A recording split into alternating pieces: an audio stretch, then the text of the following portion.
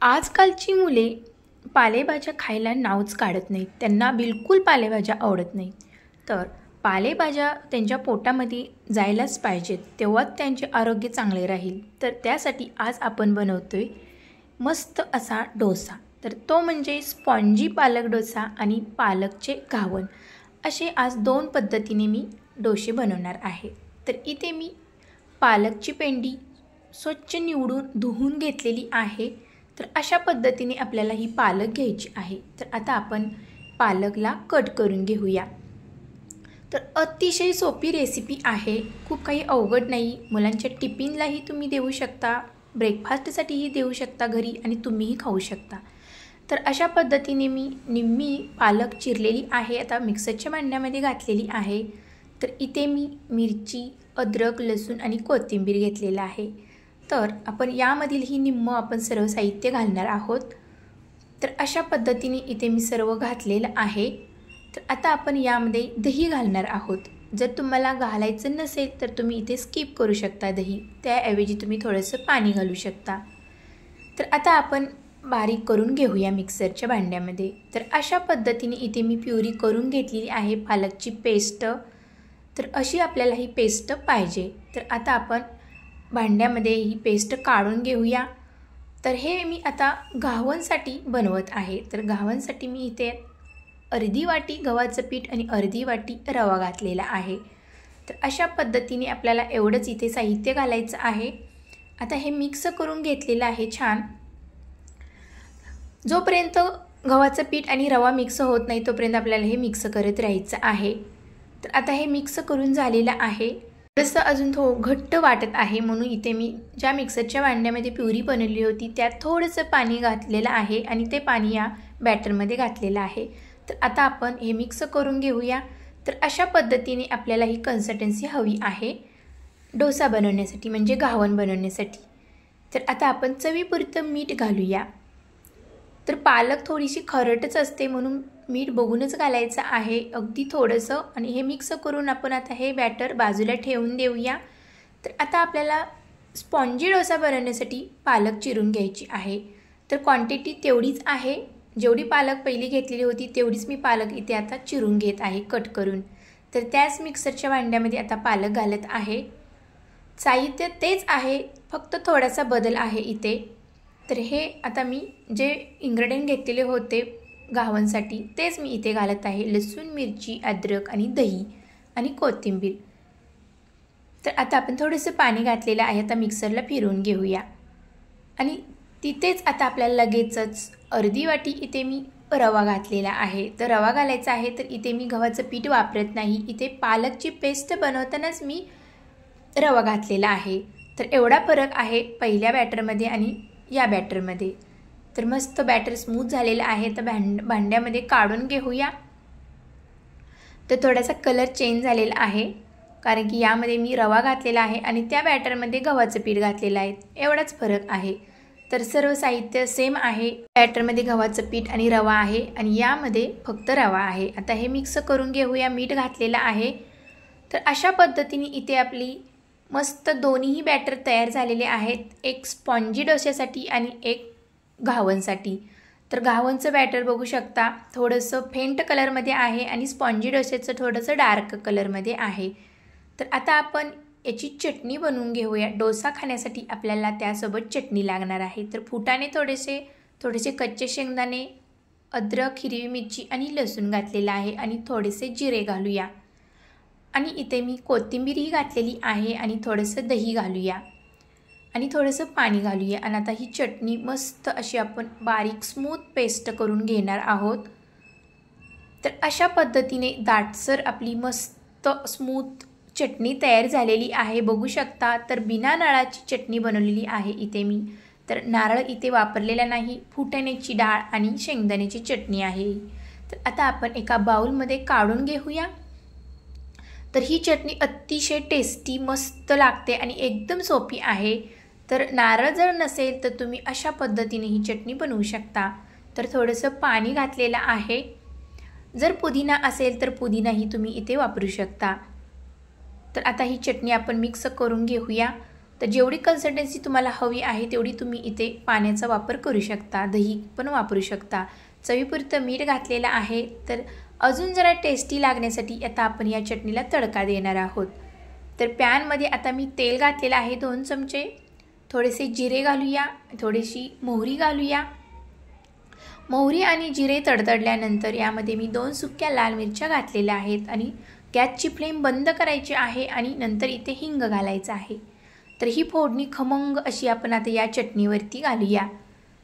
तर मस्त अशी ही खमंग फोडणी आपल्या या चटणीवरती बसलेली आहे।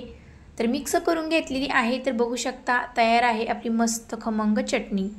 तर बॅटर ही इकडे आपलं मस्त भिजलेलं आहे। तर ही स्पॉन्जी बॅटर आहे स्पॉन्जी डोसा बनवण्यासाठी। तर शेवटी मी इथे स्पॉन्जी डोशासाठी थोडासा सोडा घालत आहे, अगदी थोडासा। सोडा घातल्यानंतर लगेच आपल्याला हे मिक्स करायचं आहे। तर हे बॅटर तयार झालेलं आहे स्पॉन्जी डोस्यासाठी। तर थोडंसं पाणी शिंपडून घ्यायचं आहे आणि तवा पुसून घ्यायचा आहे, म्हणजे आपला स्पॉन्जी डोसा छान बनेल। कोणताही डोसा बनवण्यासाठी आपल्याला तवा छान पाण्याने आणि तेलाने पुसून घ्यायचा आहे, तेव्हाच आपले डोसे छान उठतील, म्हणजे मस्त असे बनतील। परत मी एकदा अजून तेल लावून पुसून घेतलेला आहे तवा। तर आता आपण यावरती बॅटर घालूया। तर थोड्या क्वांटिटीमध्ये इथे मी डोसे बनवत आहे। तर स्पॉन्जी डोसा जाडसर असतो, म्हणजे तो जाळीदार बनतो, बबल्स बनतात जेव्हा आपण बॅटर घालेल तेव्हा। तर आपल्याला जास्त जाडसर बनवायचं आहे, जास्त पातळ नाही। तर अशा पद्धतीने आपण हे बॅटर घातलेलं आहे। तर बघू शकता जाळी पडत आहे, बबल्स बघू शकता तुम्ही यामध्ये आलेले आहेत। तर स्पॉन्जी बनतो हा डोसा, म्हणून आपल्याला बॅटर थोडंसं थिकमध्येच ओतायचं आहे। बघू शकता वरचं हे पूर्ण सुकलेलं आहे। तर खालची बाजू ही मस्त भाजलेली आहे। तर आता आपण हा डोसा पलटी करून घेऊया। तर स्पॉन्जी डोसा वरतून भाजायचा नसतो, खालचीच बाजू फक्त भाजून घ्यायची असते। तर आता आपला हा डोसा छान तयार झालेला आहे। तर आता हा डोसा काढून घेऊया। तर अशाच पद्धतीने आता आपण दुसराही डोसा मस्त असा भाजून घेऊया। मी बॅटर घातलेला आहे। तर बबल्स तुम्ही बघू शकता अगदी जाळीदार असा बनलेला आहे। जोपर्यंत वरची बाजू सुकत नाही तोपर्यंत आपल्याला हा डोसा हलवायचा नाही। तर बघू शकता मला बिलकुल बॅटर लागलेलं नाही। तर खालची बाजू ही छान मस्त खरपूस भाजलेली आहे। तर स्पॉन्जी डोसा एकाच बाजूने भाजला जातो, म्हणजे भाजतात। तर मस्त खरपूस भाजलेला आहे। तर आता आपण हा स्पॉन्जी डोसा पण काढून घेऊया। तर जाळीदार असे हे डोसे आपले तयार झालेले आहेत। तर आता हे डोसे तयार आहेत। तर आता आपण दुसरा डोसा म्हणजे दुसरे घावन बनवूया। तर पालकचे घावन बनवणार आहे मी। जसं पाणी घालून मी हे बॅटर थोडंसं सैलसर केलेलं आहे, घावनसाठी हे बॅटर पातळ असते। तर अशा पद्धतीने आपण हे घावन घालणार आहोत तव्यावरती। जेवढं पातळ असेल तेवढं हे घावन छान बनते। तर अशा पद्धतीने मी हे स्प्रेड करून घेतलेलं आहे। तर घावन दोन्हीही बाजूने आपल्याला शेकायचं आहे मस्त खरपूस होईपर्यंत। तर बघू शकता अशा पद्धतीने हे स्प्रेड केलेलं आहे, वरची बाजू ही छान सुकलेली आहे। तर आता आपण पलटी करून घेऊया। खालची बाजू पण मस्त खरपूस भाजलेली आहे। तर आता आपण हे घावन पलटी करून घेऊया।